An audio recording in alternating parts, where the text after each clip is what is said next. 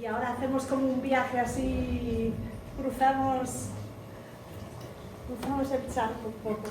Nada, pues darle la bienvenida y las gracias a Lara, compañera de Arquitectura Sin Fronteras del Grupo de Internacional, y a Damián Bell, que es también compañero, trabajando en Guatemala. Él es coordinador de la Asociación Indígena Agropecuaria Pro Desarrollo Integral en el departamento de Retauleu, en Guatemala. Y la charla, el título que le hemos puesto es La construcción colectiva del hábitat en las comunidades indígenas de Guatemala. Y creo que van a repartir así un poquito entre los dos, ¿no? Que ahora va a hacer una pequeña contextualización para que Damián después ya nos cuente toda la experiencia de cómo trabajan allí desde las comunidades, ¿no? Que tenemos un montón que aprender ya. De Vigo nos quedamos con un montón de ideas. Pues muchas gracias. Bueno, pues muchas gracias. Sí, no, mi intervención es cortita, es hacer una pequeña contextualización pues para este viaje que vamos a hacer del charco a Guatemala, para poder poner un poco en el contexto de qué es lo que estamos hablando. Bueno, nosotros desde Arquitectura Sin Fronteras llevamos trabajando en Guatemala desde hace mucho tiempo ya, más de, yo creo que 20 años, una cosa así. Y trabajamos de la mano de Asia Prodi, de Damián Bell, que está aquí con nosotros. Voy a explicar unas pequeñas cosas de Guatemala, del contexto del país, para poder entender mejor lo que nos va a contar Damián. Y muchas de las cosas que se fueron hablando en el día de hoy, es verdad que están un poco como en la raíz del trabajo que están haciendo las comunidades en Guatemala, pero sé que no se hace como con la contextualización que estamos hablando del tema de los cuidados, ¿no? Creo que es abrir la mente hacia otra perspectiva que no se estaba teniendo en cuenta, pero sí que es verdad que hay muchas cosas que se van haciendo desde ahí.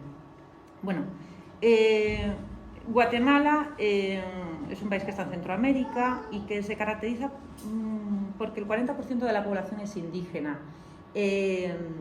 Esta población indígena, sin embargo, está en una situación de desigualdad muy grande, porque Guatemala es uno de los países que tiene el índice de desigualdad más alto, el noveno del país más desigual del mundo, y esto tiene que ver sobre todo con el reparto de la propiedad de la tierra, ¿no? El 8% de los propietarios concentran el 80% de las tierras productivas. Esto tiene que ver, bueno, pues grandes extensiones de fincas, finqueros que tienen grandes extensiones. En este caso, pues en la zona en la que estamos trabajando, es en la zona de la costa, son grandes plantaciones de caña de azúcar, ¿no? Entonces esto produce, bueno, como sabemos, ¿no?, una desigualdad muy grande sobre el acceso a la tierra y sobre la necesidad de recuperar las tierras, que son la base de la vida para sostener las vidas, ¿no? Y en estos procesos de lucha por la tierra, como se le llama, ¿no?, en recuperar la tierra, en el año 97 se crea el Fondo de Tierra.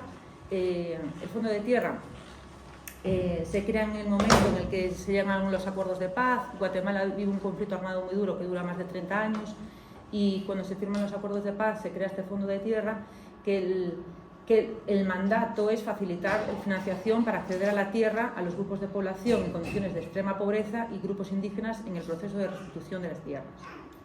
Vale. En el marco de esta estructura que se genera, se llevan a cabo toda una serie de procesos que llamamos de lucha por la tierra, ¿no? De cómo acceder a la tierra. Pues para acceder a la tierra es un largo camino, no es fácil.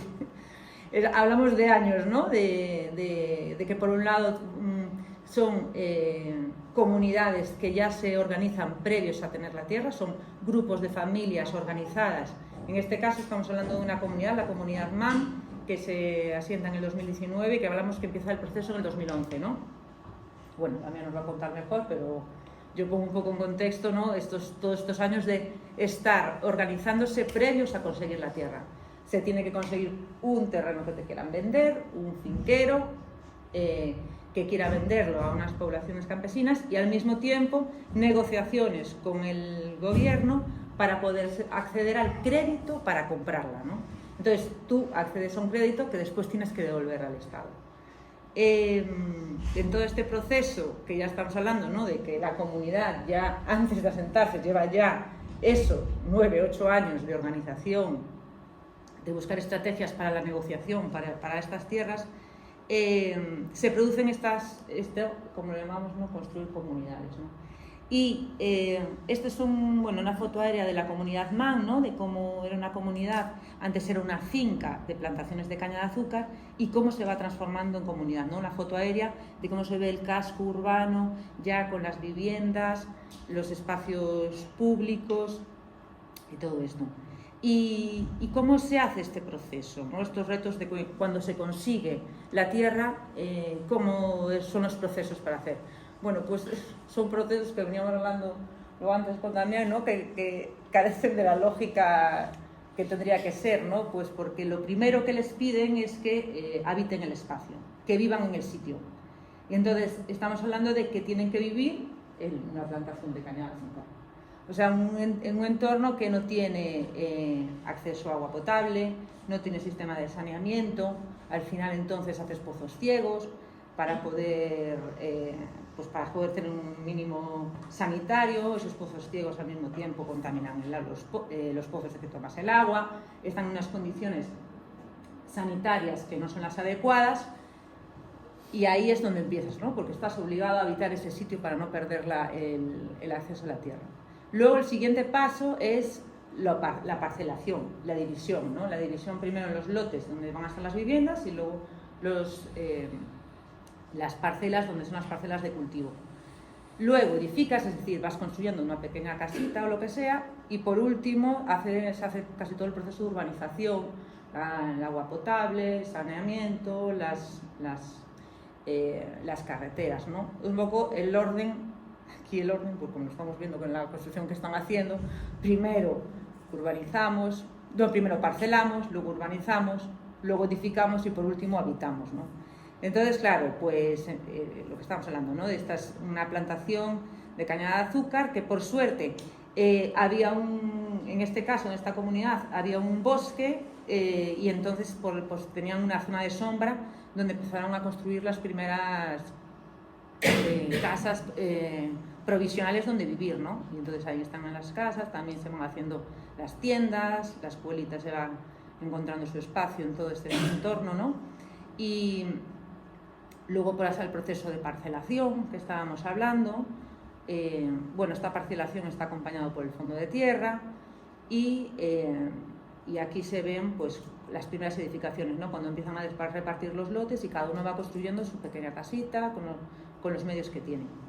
Y todo esto es a base de organización comunitaria. Cuando antes hablabas, ¿no?, de la que estaba contando Chris Botana, el tema de la desjerarquización, aquí hay una desjerarquización total, hay una falta del Estado en todos los procesos que son de construcción del hábitat, y entonces es la comunidad la que va a pensar cuáles son las carreteras, cómo acceder al agua potable, dónde va a estar la escuela.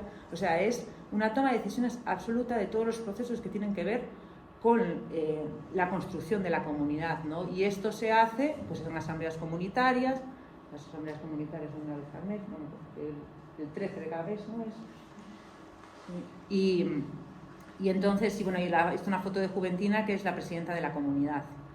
Y esta sería la contextualización, y dejo a Damián que es un experto en este tema, lleva años trabajando en la lucha por el acceso a la tierra, por el acceso a las comunidades.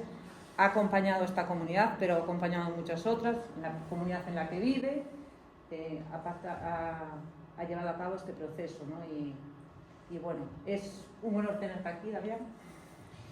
Muchísimas gracias, muy buenas tardes o buenas noches, hermanos y hermanas. Reciben el saludo de parte de la población indígena.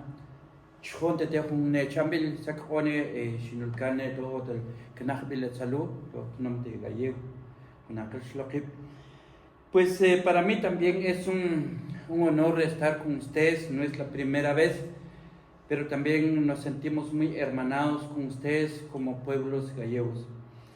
Escuchando diversas situaciones, nosotros un poco diferente, pero diferente en la cual que nosotros, pues si no nos levantamos como pueblos indígenas, pues nosotros no podemos tener nuestro propio derecho.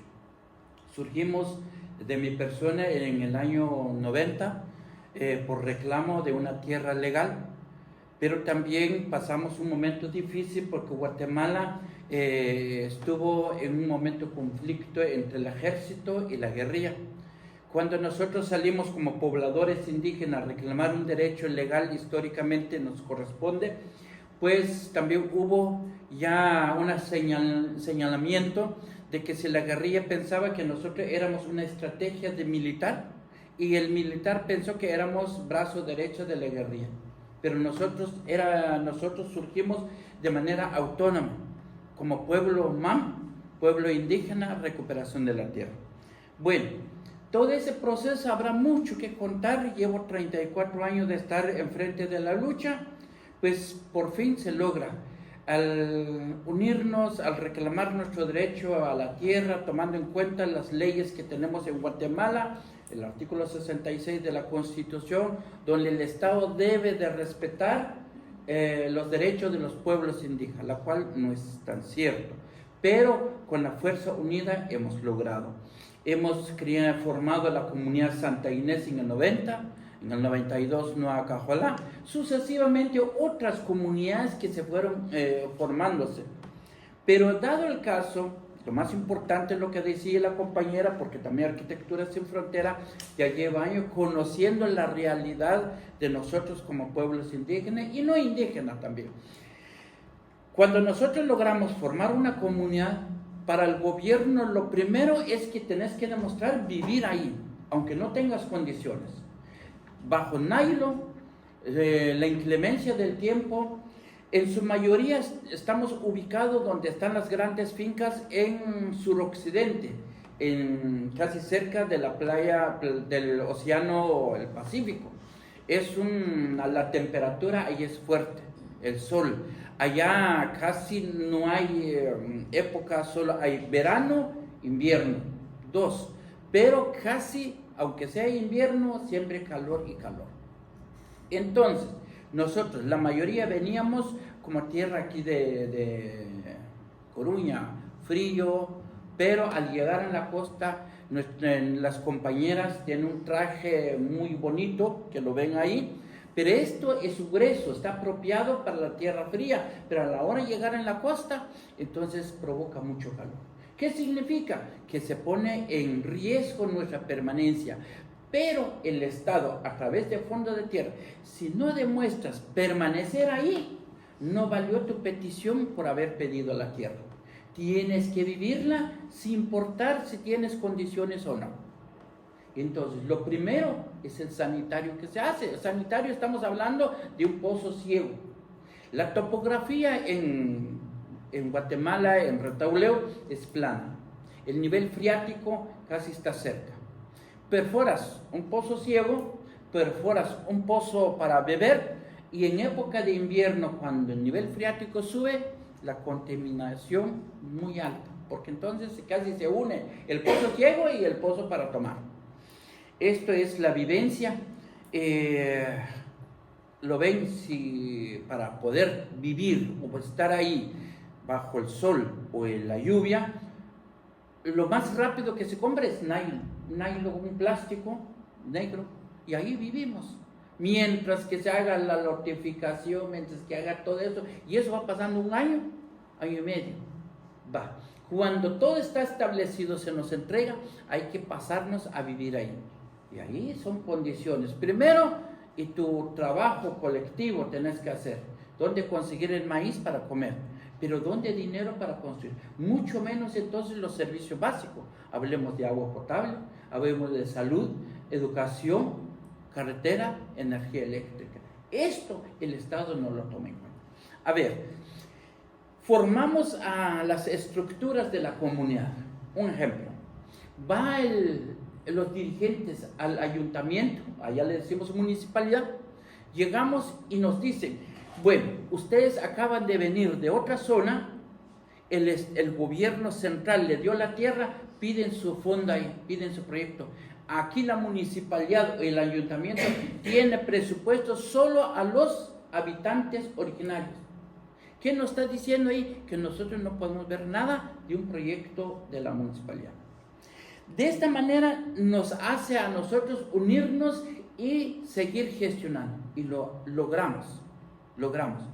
Pero hay otra situación. Por ejemplo, los espacios públicos para la escuela, para la salud, hay que otorgarle al ministerio para que pueda intervenir. Para poder entonces otorgar esa tierra, primero hay que pagar el crédito de la tierra. Y el tiempo, el gobierno aparentemente te dice es que no estás precipitado para pagar el crédito. Tienes 20 años para pagar el crédito. En otras palabras, tendremos 20 años para que esa tierra sea nuestra y que pasemos al Estado para que construyan la escuela. O sea, 20 años para empezar el tema de educación, 20 años para empezar el tema de salud, 20 años para empezar muchas cosas más. Entonces, el Estado nos da una cosa, pero a la vez nos amarra de la mano para no podernos desarrollar. Quiero decirles entonces de que hemos logrado salir adelante con nuestra forma de organización, nuestras asambleas, las decisiones de los líderes, lideresas. Yo creo que ahí donde sí marcamos mucho es la cooperación. Nosotros, afortunadamente, tuvimos ya el contacto con Arquitectura Sin Frontera. Nosotros venimos caminando desde los 90, seguimos caminando y caminamos, pero nuestros pasos se hacen un poquito más gigante, más grande con la cooperación. Por lo tanto, entonces, en el tema de vivienda, hay mujeres, familias que son vulnerables. Hablemos de una enfermedad crónica, hablemos de muchas situaciones, de numerosas familias, mujeres viudas, madres solteras. Y entonces, hemos también, durante el tiempo que hemos estado, esta es Mamcajolá, que se formó finales del año 2019, pero hemos venido recorriendo más comunidades. Entonces, ¿qué hacemos? Priorizamos a las familias más vulnerables. Esta es una forma que intervenimos como la organización hacia PRODI, juntamente con Arquitectura Sin Frontera. Priorizamos. Actualmente estamos ya para implementar un sistema de agua en esta comunidad. Entonces, claro, si hay enfermedad de los niños, ¿se encuentran enfermos? Sí, claro que sí, por la contaminación que hay. Entonces, vamos a intervenir con un sistema de agua a través de la cooperación. Afortunadamente, ahorita, nosotros como pueblos originarios, participamos en la Gran Asamblea Nacional de Pueblos Indígenas. Y el gobierno actual del gobierno Bernardo Arévalo, que es el hijo de Juan José Arévalo, en el año 44 que hubo revolución, ahora es el hijo que está gobernando Guatemala y ha aperturado diálogo con diferentes sectores. Para nosotros es pues lo vemos positivo. Aún no sabemos todavía cómo se va a concretizar las intervenciones, proyectos ya en concreto. Pero participar en estos diálogos pues nos viene a respirar un poquito más el aire. Esperamos entonces la participación. Hemos tratado entonces que no solo población indígena, los que se desplazaron interno por la tierra, porque nos damos cuenta aún que hicimos nosotros como hacia PRODE, juntamente con Arquitectura, un diagnóstico rápido y participativo dentro de las 50 comunidades que tiene Champerico, avanzamos como 30 y nos damos cuenta comunidades que llevan años y aún no tienen agua potable. Manchón creo que llevan sus 80 años, calculo, y no tienen agua potable. La Sureña, entre otros, que son supuestamente las colonias, las comunidades que son originarios de Champerico y que son los que tienen presupuesto. Entonces nos damos cuenta que es mentira esto, sino que lo que nos queda entonces es la unificación con los líderes, con las comunidades, para podernos entonces de que los titulares de derecho puedan identificar los titulares de obligación para poder exigir, gestionar sus propios proyectos. Pues aquí estamos nuevamente con ustedes. Somos poblaciones indígenas, pero nos sentimos hermanados con ustedes, gallegos, entre otros, que aparentemente se oye como que España es otro país. Yo sé que está desarrollado, pero cuando vemos la cultura, como que también somos hermanos y hermanas. Muchísimas gracias. Si hubiera pregunta, pues sí, pero nuevamente en mi idioma, Chonte te ambel saco de naye y talle te ambel salojar. Muchísimas gracias.